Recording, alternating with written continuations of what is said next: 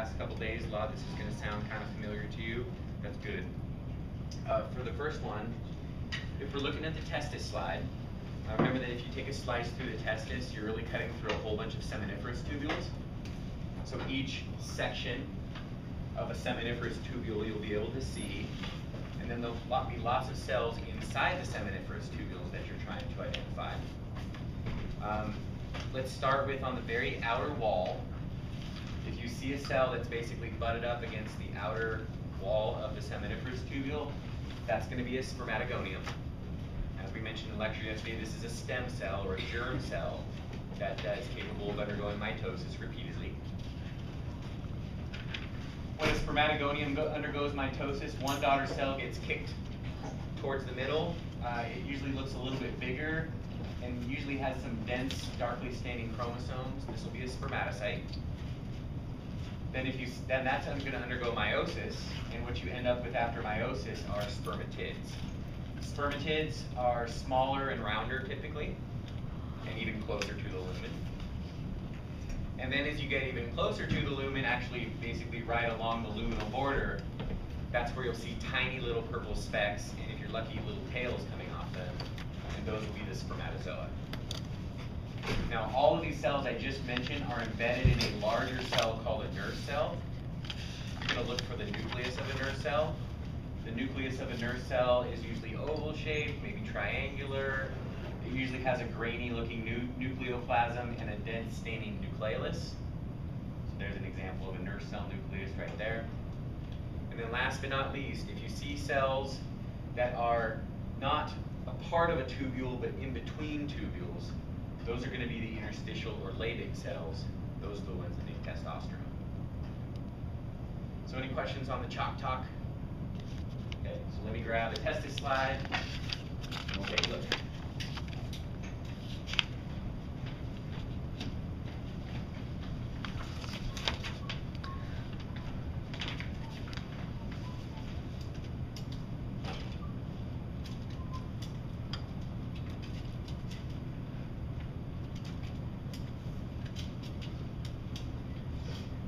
All right. There's no such thing as a bad testis slide. Anyone you pick up is going to have lots of fun stuff to see.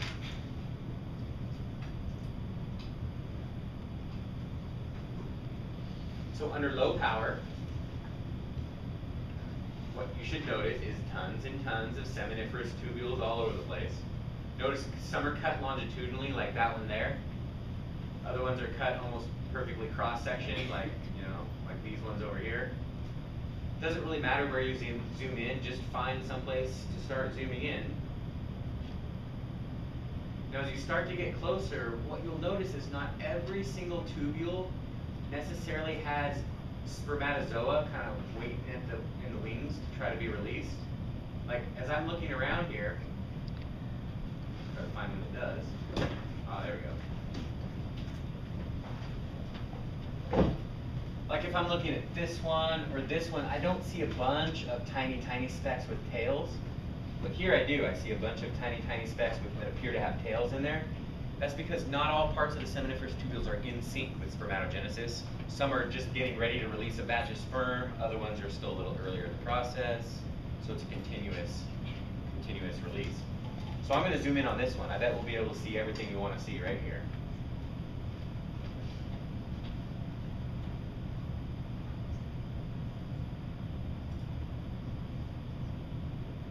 Oh yeah. Sperm plenty. So let's start from the outside.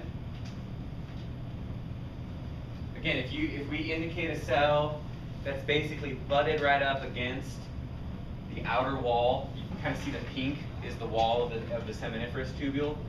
So any of those that are basically right up against that outer wall, that'll be a spermatogonium. If you see a relatively larger cell that's typically about one layer in and usually has some pretty dense staining chromosomes, those will be your spermatocytes. Then again, a little bit smaller circles are going to be your spermatids. And then I picked this one because I knew it had lots of spermatozoa. I could tell from a little lower power. Tiny little purple speck heads, and again, you can even see some of the tails extending into the lumen. Questions so far? Can you just repeat the order? The order? So spermatogonia, to spermatocyte, to spermatid, to spermatozoa. It's in your notes. And your lecture notes too. Now let's look for a good nurse cell nucleus. Ah, there's a good one, right there. The nurse cell nuclei, again, they usually have an oval shape to them. There's another one up here. Usually have an oval shape with a really dense staining nucleolus. So one there, one there. Probably one here, although it doesn't have a great nucleolus. I guess that's probably one too, but that's on the next tubule over. So those will be the nurse cell nuclei. And then if you see us pointing at a cell that's actually between tubules, so if you're pointing at maybe, don't really see some distinctive cells in there. Let's try a different area. There we go. Maybe that one. You know, that cell right there that the tip of the pointer's on, it doesn't belong to a particular tubule. You know, it's not inside of this tubule. It's not inside of that tubule. It's not inside of that one. It's between. So that would be a good indication that that's going to be an interstitial relating cell. All right, questions on testis histology? Now, if you remember from lecture, the pathway of sperm, this might be where sperm is born. One of the next major structures that it's going to go, though, is the epididymis. And the epididymis is also a bunch of coiled tubes. So take a good look at this. This is testis. One thing that's going to make it stand out compared to the epididymis is, see how kind of rough looking the luminal edge is? Really rough looking? And different cell shapes all the way out to the lumen. Okay? Keep those two things in mind. And now let me put on an epididymis slide and we'll compare. Actually, before I do that, let's look at a chalk drawing of the epididymis. So the epididymis has all of the same looking nuclei because these are actually part of a pseudostratified columnar epithelium. You have a very distinct luminal edge, and you have what look like cilia, but they're not true cilia. They are stereocilia. And then you can usually see spermatozoa somewhere in the lumen. So this will be different than the tubules you saw in the testis. So with that in mind, let's grab a epididymis slide to compare.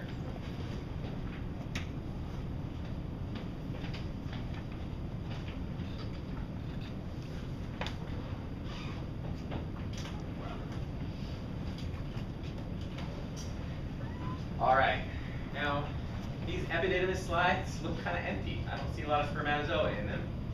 See, there might be a few specks of sperm right at the tip of the pointer there. See if there's any that are fuller. Ah, there we go. That one looks like it's got, oh, look at that. There we go.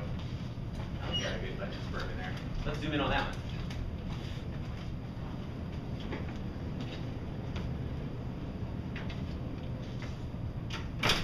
Oh, yeah. So notice for the epididymis, you've got a really clean, distinctive luminal border. None of that kind of jumbly looking stuff that you saw in the testis. Look at that one, just perfectly crisp and clear as it goes along. Let's look a little closer.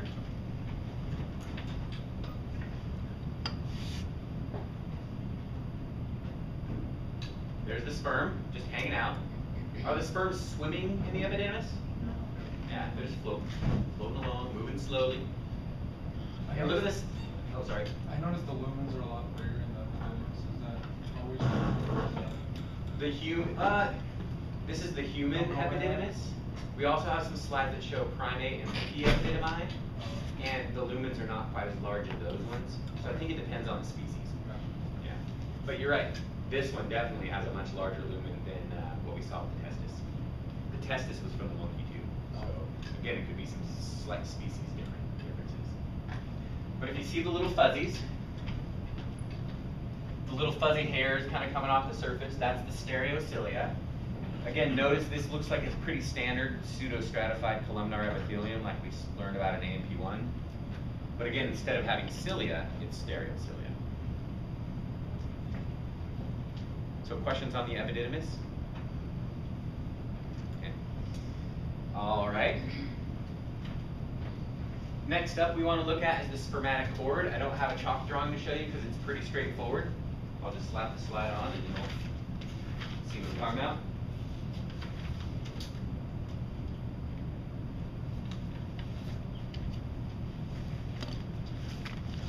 Well, there we go. The first thing you want to find when you look at a spermatic cord slide is try to look for the ductus deferens, also known as the vas deferens.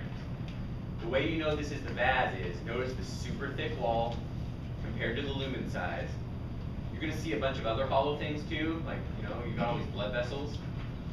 These are on your list, testicular blood vessels. So here's a big old one, mostly empty. Here's one that's pretty filled with blood. Here's one that's really filled with blood. Here's one that's pretty much completely empty. But all of these smaller hollow tubes are the testicular vessels. And then you'll only find one vas. Okay? And so if you find something like this that really stands out as being different from all the rest with so much thickness, jackpot.